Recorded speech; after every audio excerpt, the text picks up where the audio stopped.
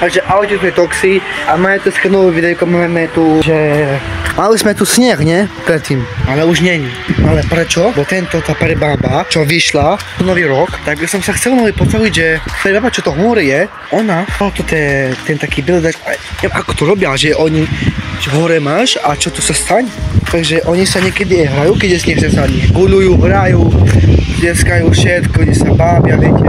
Ale keď tu je prázdne všetko, určite, že to nebude sa hrať deti. Keby bolo zase teplo, keby sme si sa kopali, všetko, to by bolo dobre. By mi to bolo lepšie, aby bolo leto, keď bolo leto. Napíšte mi do komentárov, či máte hrať leto, alebo zimu. Ale pod komentármi to napíšte. Keď niekto si hraje fotbal, alebo to pije palenku, užívajú si party, alebo chápete, alebo to drogy, chápete, alebo niečo také. Tak to je zákaz. Nemôžete fajčiť ani drič.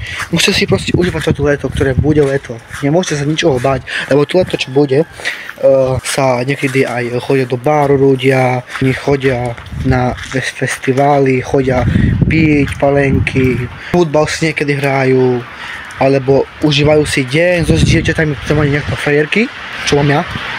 By som naradil tomu, že tu, čo sú to ľudia u nás, všetci, aj hore, aj dole, že im to je jedno, či oni majú radi, neviem.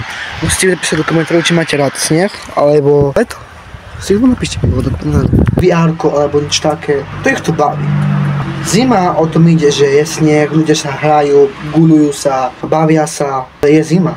Ja keď som bol vonka, a bolo zima, ja som sa majte sa pekne a my sa vidíme v ďalšom videu, takže majte sa pekne, odber, like, komentár píšte dole a pozdravujte babu, mamu a vaše hodinu, takže servus, majte sa pekne, čau.